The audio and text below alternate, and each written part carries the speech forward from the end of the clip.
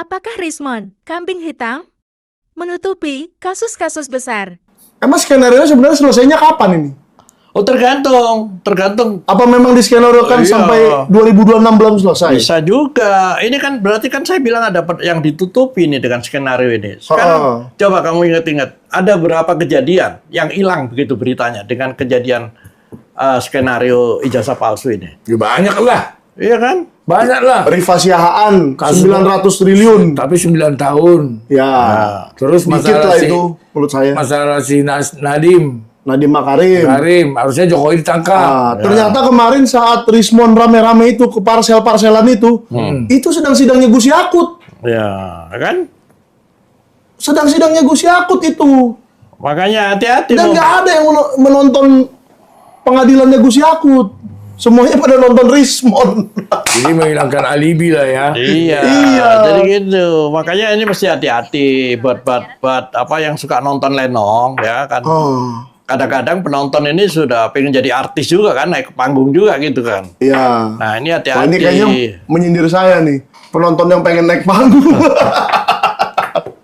Enggak, kalau saya sih gini dok. Kalau saya mungkin dituduh oleh Termul atau Termul. Ternyata gini dok. Ternyata Termul itu ada ring 1, ring 2, ring 3, dan di luar ring. Oh, berarti ada KW1, KW2, KW2, KW3. ya, gitu. Jadi Nah, memang tapi Termul ini menuduh saya cari panggung katanya. Ya Ngapain kan? saya cari panggung? Coba tanya semua manajemen itu, siapa yang nyuruh saya jadi ketua? Saya nggak pernah menawarkan diri. Disuruh jadi ketuanya ini.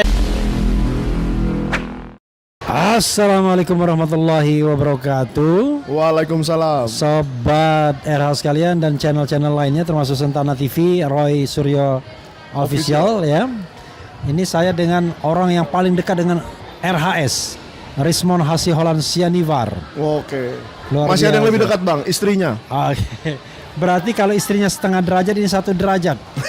Kenapa saya katakan ini namanya Michael Sianipar? Bukan. Enggak. Sorry ya. Saya Sinaga. Belum Michael ganti. Sinaga.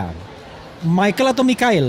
Sama aja. Kalau orang Batak bilangnya Mikael. Mikael. Kalau orang Jakarta panggilnya lebih enak Michael, biar cepat. Tapi Mikael atau Michael atau Mike ya. Iya. Jadi Mike ini adalah orang yang sangat dekat dengan Rismon. Saking dekatnya, one day ya, Rismon pernah meminta Mike atau Michael atau Mikael ini untuk membuat surat kepada Presiden Jokowi. Nah, saya mau bacakan suratnya ya. Jadi ini udah kedua bang. Iya. Surat pertama itu dari Egy Sujana. Oke. Yang kemarin kita bacakan di Rakyat Bersuara. Oke. Surat keduanya ini suratnya Rismon. Oke. Jadi surat Jadi persamaan Egy Sujana dengan Rismon tuh itu. ya, tapi Sama-sama ada suratnya. saya mau membacakan surat yang dibikin Michael. Karena kenapa? Oh iya. Anda bisa difitnah gara-gara itu kan? Oh iya. Kok bisa? Oke. Nih. Jadi pada tanggal berapa bikin surat ini? 18 Februari. Nah, 18 Februari. Jadi menjelang Januari. 18 Januari menjelang hari ulang salah tahun bulan. saya. Oh iya betul. 8 hari kemudian saya ulang tahun. Betul. Dan ada insiden di Larazeta. Nyebut lagi. Ada insiden di suatu restoran hari itu ya. Bukan insiden. Ada perayaan. Insiden sedikit lah. Jadi bunyinya begini. Kepada yang terhormat Bapak Joko Widodo di Solo. Dengan hormat, kami selaku perwakilan tim manajemen buku Gibran Endgame karya Rismon H. Sianipar dengan ini mengajukan permohonan silaturahmi ke kediaman Bapak Joko Widodo yang akan dihadiri 2 orang saja dari tim kami, yaitu yang bertanda tangan di bawah ini. Nanti kita akan lihat siapa saja. Adapun silaturahmi ini bertujuan untuk mendiskusikan polemik yang berkepanjangan dan menyita perhatian publik sekian lama, serta meluruskan hal-hal yang ada di dalam buku ini langsung ke sumbernya, yaitu Bapak Joko Widodo. Agar tidak menjadi isu yang liar di publik, kami mohon agar tidak ada pembicaraan terkait proses hukum di dalam silaturahmi ini. Serta apabila ada agenda menemui wartawan /pers, baiknya kita lakukan bersama agar tidak ada perbedaan statement di antara pihak yang bertemu. Semoga Bapak berkenan untuk menerima silaturahmi kami dan kami menunggu kesediaan jadwal Bapak Joko Widodo agar pertemuan dapat terlaksana. Hormat kami, tim manajemen buku Gibran Endgame, Mikael Sinaga, koordinator, Arif Ihsan, sekretaris. Ya, Oke. betul sekali. Oke, Itu isi sebentar. suratnya. Sebentar dulu ya. Kita tidak menyinggung nama lain, ya, Arif Ihsan, karena dia tidak di sini, jadi dia tidak bisa melakukan klarifikasi. Ya. Tapi nama Anda, orang bertanya kemudian, saya berusaha menjadi devil advocate, ya kan? Ya. Kok Anda tiba-tiba punya ide, dan ide itu dituangkan dalam tulisan yang sudah jadi ini untuk membuat surat audiensi itu kan Ya. kepada Solo. Ya. Itu yang namanya katakan orang datang ke Solo, OTW ke Solo, minta RJ ke Solo dan lain sebagainya. Bisa Anda ceritakan secara detail walaupun Anda sudah pernah menceritakan ini, tetapi ini akan jauh lebih detail lagi karena unlimited time. Silakan. Oke, jadi gini Bang. Sebenarnya saya bukan orang pertama yang diminta untuk mengajukan surat tersebut. Membuat surat tersebut dulu. Ya, membuat. Ya. Pada awalnya, ketua koordinator Gibran Endgame itu adalah Pak Agus Yunanto. Oke. Nah, waktu Pak Agus Yunanto menjadi koordinator, Rismon sudah punya agenda untuk memberikan menghadiahkan buku ini kepada Bapak Joko Widodo di Solo, di rumahnya langsung. Ya. Dan Pak Agus Yunanto menyanggupi dengan catatan Rismon mengirimkan surat terlebih dahulu. Oke. Dan kami semua setuju dengan metode itu. Oke. Karena seperti yang sekarang Abang tanyakan ke saya ini juga kan pastinya akan ada konsekuensi. Ya. Akan ada anggapan-anggapan di publik Ya. bahwa siapa yang ke rumah Jokowi itu gini.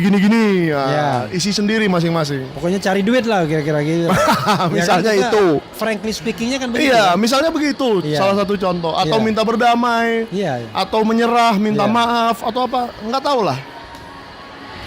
Nah, tetapi setelah Pak Agus Yunanto meminta Bang Rismon mengirim surat dulu, adalah masalah internal. Sedikit masalah internal yang menyebabkan Pak Agus Yunanto harus mengundurkan diri. Oke. Karena di sini tidak ada Agus Yunanto. Ya, tapi itu benar. Bukan, maksud saya kita meminta maaf kepada yang bersangkutan karena yang bersangkutan tidak hadir dan tidak bisa mengklarifikasi. Tapi itu cerita dari versi dari Michael ya. Oke, Ya. silakan teruskan. Dia mengundurkan diri dan beberapa hari selanjutnya saya ditunjuk menjadi ketua koordinator. Oke, koordinator. Ya, Koordinator distribusi buku Gibran Endgame. manajemen buku Manajemen istilahnya. buku, oke. Karena pencetakan, Oke. distribusi, keuangan semua ada di situ. Oke. Jadi manajemen gampangnya. Iya. Lalu waktu kami rapat di manajemen yang baru ini, ketua yang baru ini, Iya. isu tentang surat itu kembali dimunculkan. Iya. Kembali dimunculkan, ternyata Bang Rismon belum buat suratnya. Iya, oke. Gimana nih tentang Sorry maaf, biar pemirsa ingat, Gibran Endgame itu kapan pertama kali dicetak atau diedarkan? Kira-kira di launchingnya Ya. cetakan pertama kali jadi dan Ya. kita live di salah satu restoran itu malam tahun baru. Oke, malam tahun baru ya. Itu udah kita Ya. berarti sejak 2026. Oke, silakan Ya. teruskan.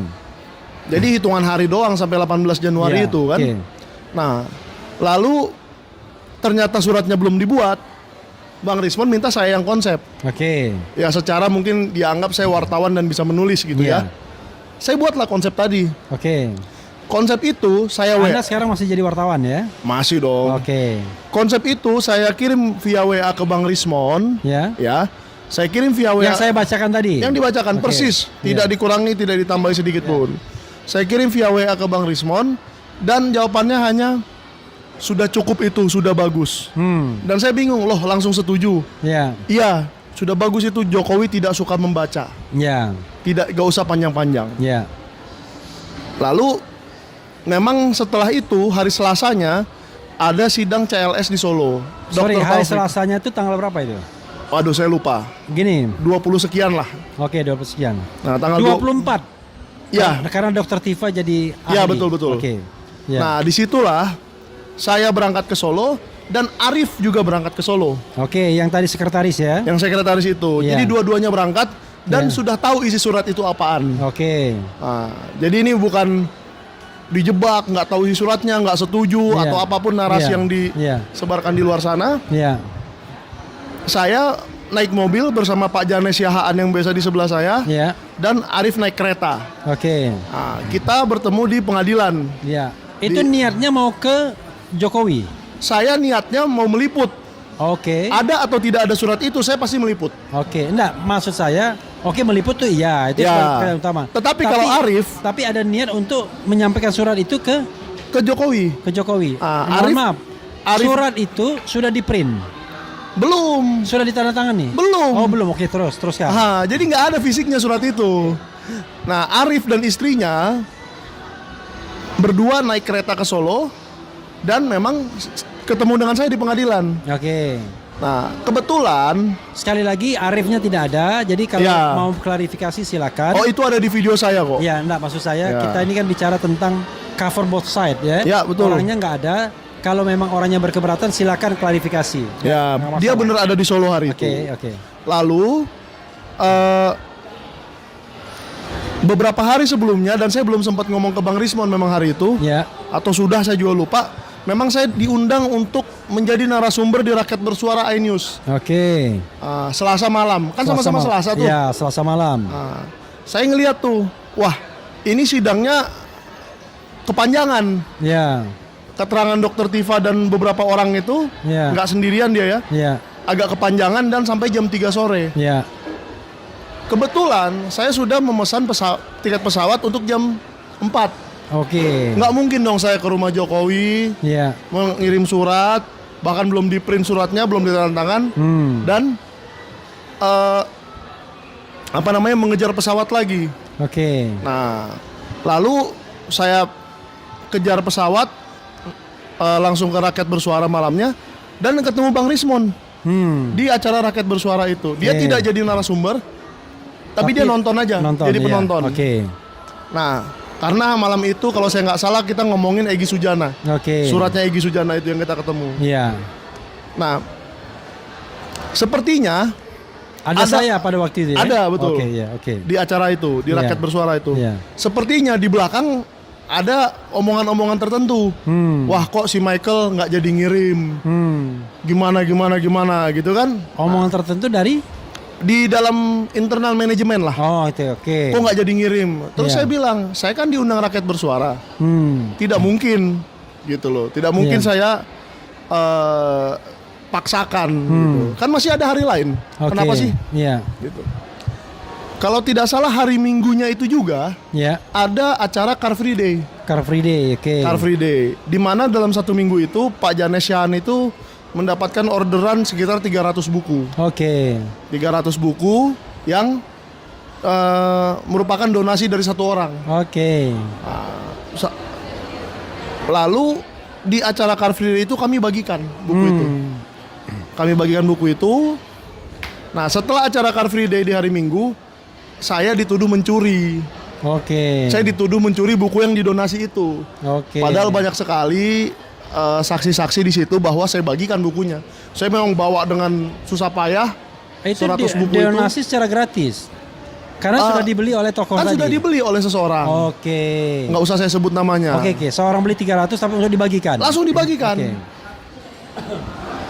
Sebenarnya agak salah angka 300 itu. 200 didonasikan, Ya. yang 100 itu dikirim ke Madura. Oke. Jadi emang 300 total pesanannya Pak Oke. Janes Oke. pada minggu itu. Uangnya sudah diberikan. Uangnya sudah sampai ke bendahara. Oke. Jadi pencurian di mananya, tapi terserah lah. Oke, oke, oke. Karena kasus pencurian itu, saya akhirnya dipecat Oke. dari posisi ketua, dan Bang Refli juga Oke. waktu itu saya kasih tahu juga kan Ya. bahwa ada masalah begini-begini nih. Iya. Terserah lah kalau memang Bang Rismon tidak mau duduk begini. Kalau bahasanya Bang Egy tabayun katanya. Iya. Ya kan tanya dulu dong ke orangnya, bener Iya. nggak? Iya. Saya bagikan nggak dan seterusnya. Nah, jadi surat itu memang tidak pernah di-print, Iya. tidak pernah ditanda tangan, tidak pernah dikirimkan, Iya. dan tidak pernah sampai ke Jokowi. Oke, oke. Itu clear ya. Betul. Pertanyaan saya adalah ada dua. Ya, Kenapa kemudian Rismon memerintahkan membuat surat untuk audiensi dengan Jokowi. Oke, di sini ada beberapa. Pertama, ya sebentar. Anda pastikan bahwa saya sebagai lawyernya Rismond tidak pernah tahu itu kan? Ya, Oke, jadi biar tidak ada fitnah. betul. Tidak pernah tahu, tidak pernah dikasih tahu juga. Iya, Yang tahu bahkan cuma circle endgame saja, Manajemen. endgame. Dan endgame itu sebenarnya bukan Jokowi's white paper yang karya Bukan. bertiga, tapi karya Rismond sendiri. sendiri. Nah, pertanyaannya adalah kenapa Rismond terbersit untuk membuat surat itu dan itu pada Januari? Oke. Padahal kita tahu bahwa dia mengajukan restoratif justice itu baru pada tanggal 3 Maret. Ya. Kenapa kira-kira? Jadi di bulan Januari itu ada bedah buku di Bandung. Ya. Nah, di Bedah buku Bandung itu sebelumnya ya. kira-kira tanggal 18 itu juga kurang lebih. Yang jelas pada waktu itu kita rapat. 14. Ya, kita Tanggal 14. rapat. Lalu kemudian Rismond mengatakan dia nggak bisa datang karena akan ada bedah buku di Bandung kalau nggak salah. Nah. Ya, oke. Nah, di situ saya menyusul tuh malam-malamnya sekitar jam 11 malam baru sampai di Bandung. Ya, Besoknya bedah buku dan saya begitu sampai di hotel ya. tempat semua manajemen menginap, saya melihat mereka di ruang tamu sudah agak tegang mukanya. Kenapa nih tegang? Lalu Bang Rismond hanya bicara begini, kalau besok saya sudah tidak ada, siapa yang mau melanjutkan buku ini? Tidak ada. Itu Iya. kata-kata yang keras loh itu. Iya. Tidak ada itu apa maksudnya? Mati kah? Di penjara kah? Diculik kah? Diculik kah? Iya. Kita hanya bisa nebak-nebak. Ada apa rupanya Bang? Saya tanya. Tadi ada yang nelpon saya, salah satu lawyer. Oke. Dan ada rencana. Salah satu lawyer itu pastilah bukan Refli Harun ya kan? Ya. Itu. Nah ini kan Bang Refli mengaku sendiri. Iya. Saya nggak tahu siapa itu sampai hari ini saya nggak tahu. Ya enggak. Tapi kalau mengasumsikan yang bersama-sama dia selalu adalah Jahmada Girsang, Ya. mungkin. Kita tidak tahu pernyataan dari Jahmada sendiri, tapi Ya. intinya adalah Ada sebuah telepon dari ya, salah dia satu lawyer Oke. yang mengatakan bahwa besok akan ada Penangkapan. penangkapan. Oke. Maka dia bilang, kalau besok saya sudah tidak ada, siapa yang mau lanjutkan buku ini? Saya diem dong. Loh, orang bukan saya yang nulis, kok saya yang melanjutkan? Melanjutkan apanya? Saya bilang. Lalu ada satu yang angkat tangan. Saya siap, katanya. Siapa itu? Arif, Oke. lagi-lagi. Ini silakan dikonfirmasi ke 10 orang manajemen. Oke. Yang melihat tidak saya sendiri, saksinya ada 10. Iya. Ya kan? Mohon maaf, 10 itu siapa aja ya? Saya dan Pak Janes, Iya. Hana dan Ian, Iya, 4. Arif dan 5. Hani, 6. Ibu Lisa dan 7. Mas Adi, 8. Pak Agus Yunanto, Agus Yunanto 9. dan waduh, saya kalau ditembak begini berat nih. Oke, enggak apa-apa. Pokoknya itulah, udah Oke. mayoritas lah itu. Iya, 9 nama sudah 9 itu sudah disebutkan. keluar. Iya. Seingat saya 10. Iya. Lalu itu kan mengagetkan kami semua Iya. bahwa ada wacana besok saya tidak ada lagi. Iya. Ini Ada- siapa yang nakut-nakutin atau Oke. apa? Jawaban saya gampang, Bang. Kalau memang Anda mau dibunuh atau mau diapain pun, udah dari kemarin-kemarin. Kenapa nunggu sekarang? Iya, iya. Jadi nonsens. Saya bilang. Apakah dibilang lagi sekarang ada surat kematian, ada ijazah Jepang yang palsu. Iya. Itu juga sudah berbulan-bulan. Nonsens. Ya, Nggak ada. dibilang waktu itu Andi Aswan pernah mengatakan, sudah sejak 7 bulan yang lalu katanya. Ya. Itu dia ngomongnya setengah bulan yang lalu. Ya, berarti kan sudah dari Udah 7 lama. setengah bulan ya berarti. Saya bilang ke Bang Rismond, ini tidak ada yang perlu ditakutkan. Kecuali ya Anda takut-takut sendiri, Iya. ngarang-ngarang sendiri, Iya. ya kan? Nah, pada akhirnya disitulah muncul ide untuk mengcounter rencana penangkapan itu. Ya sudahlah, kita kirim surat ke Pak Jokowi, Iya. mungkin supaya kita tahu. Soalnya ke Pak Agus Yunanto dan ke saya, instruksi Bang Rismond itu begini. Sorry, maaf ya. Itu tadi Anda mengungkapkan latar belakang ya. Iya, latar belakang kenapa Anda kemudian menulis surat itu kan? Gara-gara isunya ada penangkapan itu ya? Penangkapan. Ya. Maka Berarti harus itu ada sebelum sesuatu. tanggal 18 berarti yang tadi, Iya. yang Bandung itu ya? Maka cerita Bandung. tanggal 14 itu. Maka Iya. harus ada sesuatu yang dikirim ke Pak Jokowi. Oke. Sambil mengirim buku. Iya. Kira-kira gitu. Oke. Awalnya Pak Agus, lalu saya. Iya. Lalu opsi ketiga ternyata Jahmada Girsang lah yang akhirnya Oke. menemani dia kan. Iya. Nah, untuk mengcounter itu perlu dilakukan sesuatu. Inilah kita kirim surat lah, kira-kira gitu. Iya, tapi begini, Anda kan tahu bahwa itu kan sangat sensitif. Iya. Membuat surat, minta audiensi dan lain sebagainya, dan tiba-tiba teman-teman Anda setuju semua yang manajemen tersebut. Iya, setuju semua. Itu kenapa gitu? Kok bisa? Karena mukanya Rismond malam itu betul-betul ketakutan, I see. betul-betul keringat dingin, Iya. kayak orang yang benar-benar, kayak orang yang benar-benar sudah di ujung apa ya saya bilangnya? Sudah separuh napas. Oh, separuh napas lah mungkin atau gimana? Separuh napas. Awas copyright bang. Separuh napas itu doang. Ya. Gitu. Nah itu, jadi kami menganggap itu serius. Minimal menganggap bahwa dia merasa itu serius gitu loh. Oke. Saya sih ketawa-ketawa aja hari itu. Iya. Nggak ada lah bang. Iya. Jelas nggak bakalan ada. Saya jamin nggak bakalan ada. Oke. Ya kan? Tapi dia tetap Jadi khawatir. as simple as that, sesederhana itu aja. Oh iya. Iya. Kita sudah ditawari makan, tapi kita selesaikan dulu ini. Ya. Ya, oke. As simple as that. Ada seseorang yang menelpon seorang lawyer Ya. yang menelpon Rismond dan mengatakan besok akan ada Penangkapan. penangkapan.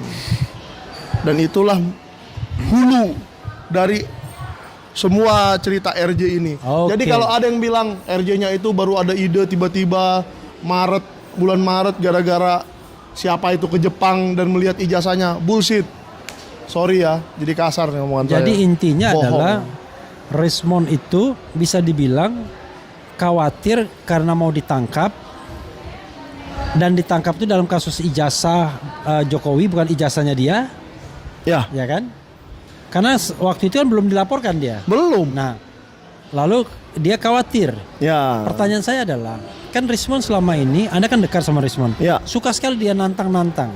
Bahkan ketika orang lain diperiksa itu menolak untuk memberikan keterangan, berikan semua keterangan. ya, sepanjang tidak diperlihatkan ijazah asli atau dokumen-dokumen pendukung, Ya. kan begitu. Dokter Tifa nggak mau jawab, Betul. Roy Suryo nggak mau jawab.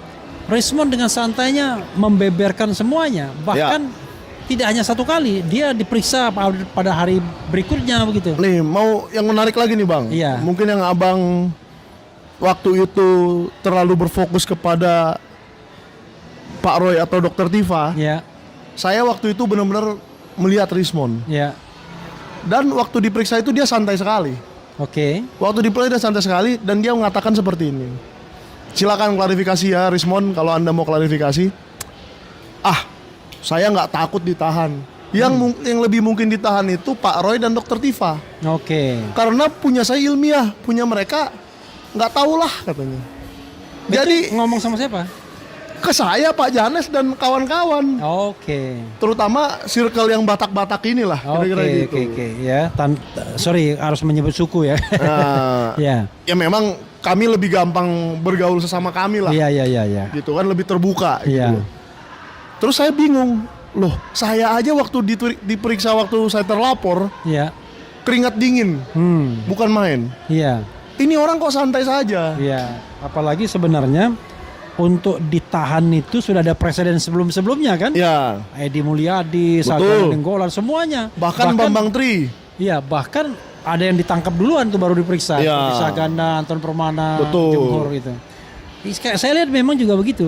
Rismond adalah orang yang paling tidak takut ditahan. Yes, Bahkan seolah-olah dia siap ditahan yes, ketika diperiksa. Kan, siap mati. Iya, dia sendiri.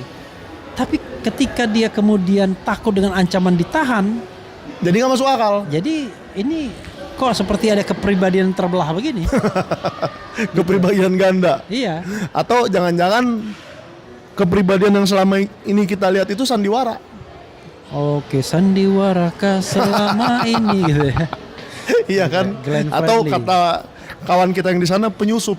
Oke. Nah, jadi memang seperti yang saya katakan di podcast-podcast lain juga, hanya dua kalau bagi saya. Iya.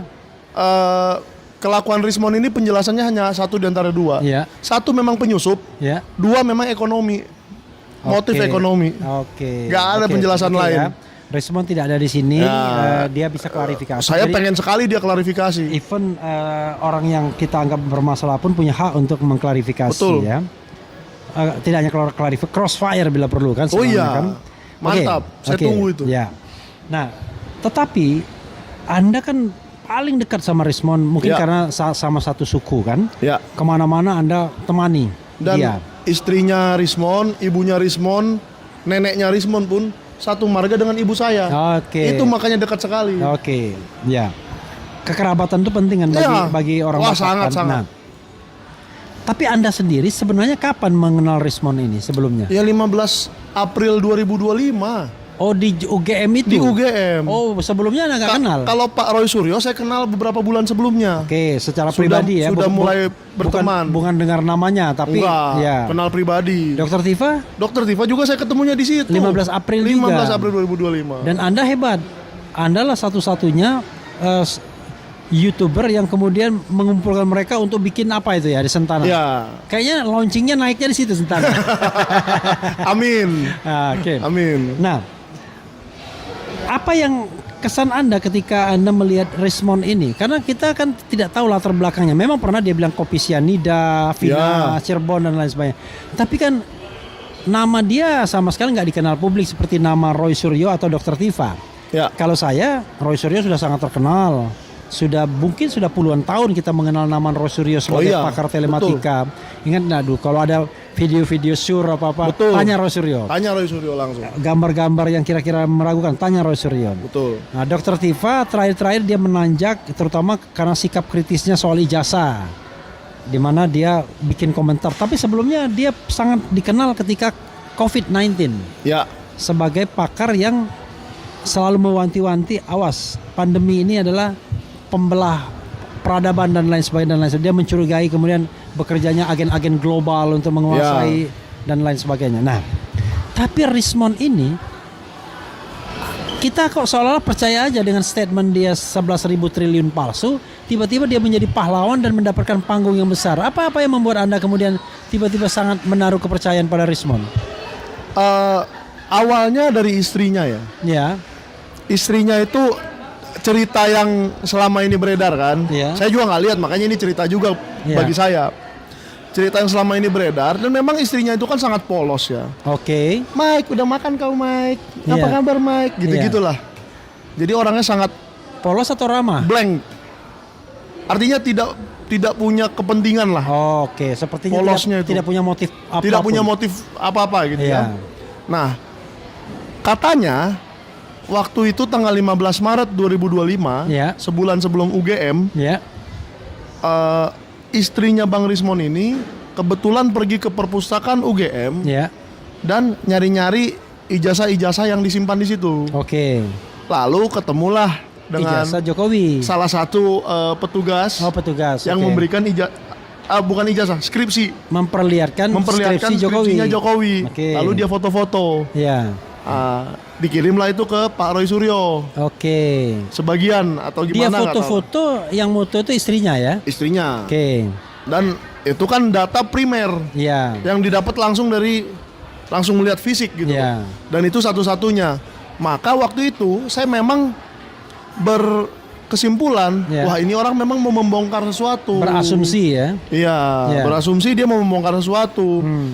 Ngapain jauh-jauh dari Balige ke Jogja hanya iseng-iseng. Oke. Berarti dia memang ingin membongkar. Walaupun kita juga tahu dia sepertinya punya rumah di Klaten ya. Ya, Ya, jadi- sepertinya. Kita juga nggak ada yang Ya. pernah lihat kan? Iya. Karena plat mobilnya juga Ade plat tapi Ade, ya. Solo. Ya, Solo Klaten juga Ade juga. Klaten ada juga ya. Oke. Lah, jadi Ya. gara-gara itulah kemudian Anda berpikir. Ya. Tapi kan itu istrinya. Responnya? Mereka bersama-sama, tapi Oh, oke. yang masuk istrinya kan lebih, ya mungkin lebih gampang lah untuk Ya. open up ke seorang perempuan Saya daripada. pernah mendengar ya langsung dari istrinya setelah saya interview atau undang pertama kalinya Risma. Saya mengundang pertama itu by phone ya kan. Ketika dia ke UGM. Saya kalau nggak salah tanggal 13 tuh.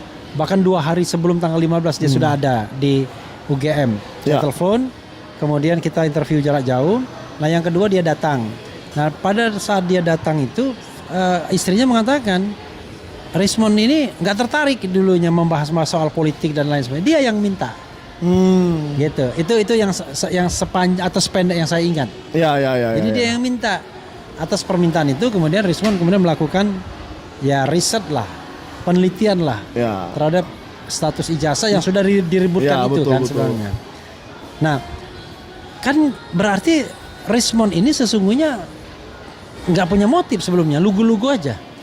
Atau dia kaget sendiri begitu tiba-tiba dia dapat panggung besar dan dianggap hero, pahlawan begitu.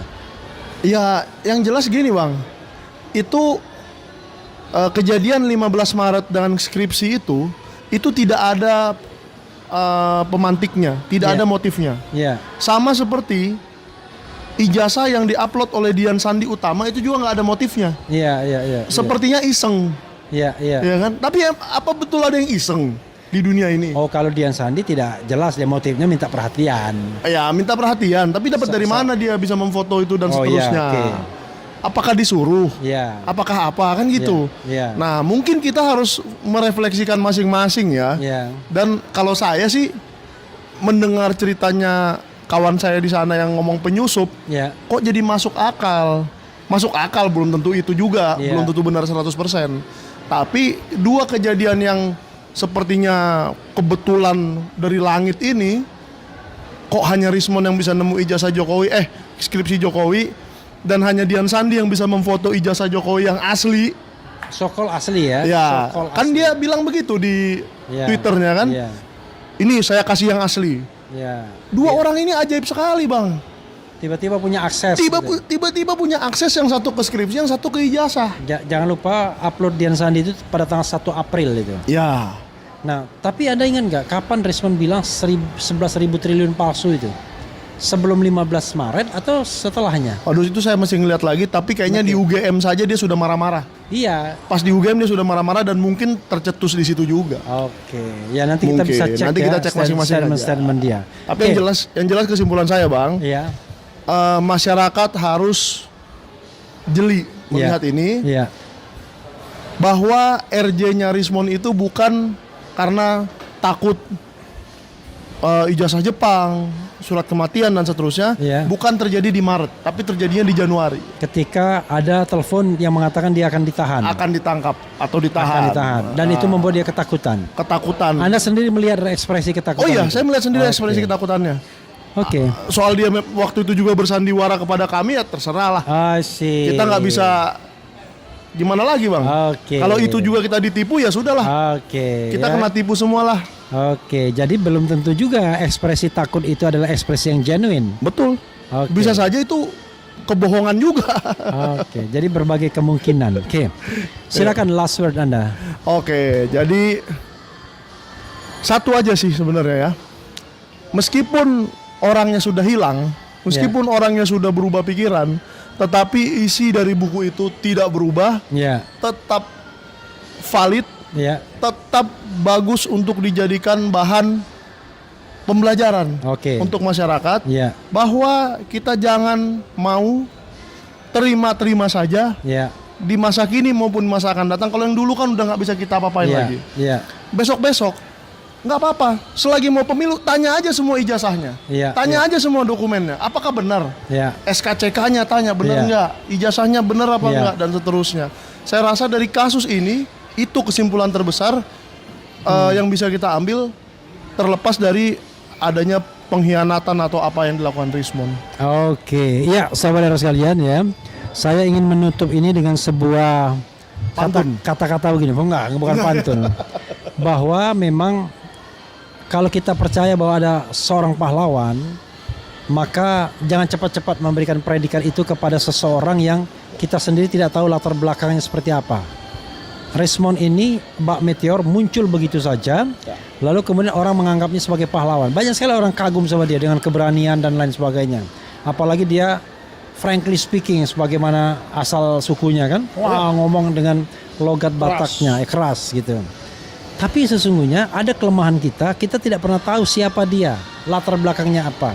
Apakah dia masuk gelanggang soal ijazah palsu ini by accident atau by design? Apakah dengan niat baik ataukah dengan niat jahat? Tapi saya ingin berbaik sangka. Ya. Kalau dia dengan niat jahat, maka dia tidak akan menghasilkan 400 lembar Jokowi's White Paper yang merupakan bagian dia. Betul. Dia tidak akan menghasilkan Gibran Endgame. Jadi bisa jadi dia adalah seorang researcher yang polos, yang kebetulan belum menyelesaikan tugas akhirnya sehingga dia tidak bisa mendapatkan ijazah S3 di Yamaguchi, dan kemudian dia mendapatkan panggung yang besar dan kemudian kaget sendiri. Ya, bisa jadi. Begitu dia dapat panggung besar dan kemudian dapat ancaman, dia tiba-tiba sadar bahwa dia punya titik-titik kelemahan yang dia tidak bisa cover, tidak bisa tutupi. Salah satunya Yamaguchi University, surat kematian dan lain sebagainya yang dia sudah bisa pikirkan itu akan menjadi multiplier effect bagi dia. Ketika kemudian killing the messenger itu akan dilakukan. Ya mungkin takut ditangkap itu barangkali, kita tidak tahu juga. Jangan-jangan sudah ada pesan-pesan itu. Kami ada kesalahan kamu yang lain dong dan lain sebagainya. Nah, tapi saya ingin mengatakan sebelum tanggal 11 Maret, ketika dia belum mengatakan bahwa penelitiannya salah, belum mengatakan bahwa ijazah Jokowi itu asli, maka kita menganggap bahwa respon yang genuine itu adalah respon sebelum 11 Maret 2025. Lihatlah respon di 400 halaman lebih buku Jokowi's White Paper. Lihatlah respon yang di Gibran Endgame. Itulah respon yang sejatinya. Setelah itu respon berubah, maka kita lihat ada faktor-faktor eksternal dan internal yang mungkin mengubahnya. Apa itu? Ya kita bisa menduga-duga dengan pembicaraan kita. Tetapi persisnya tentu hanya respon yang tahu. Itu saja Sobat RH sekalian dan semuanya. Wassalamualaikum warahmatullahi wabarakatuh. Keren cadas.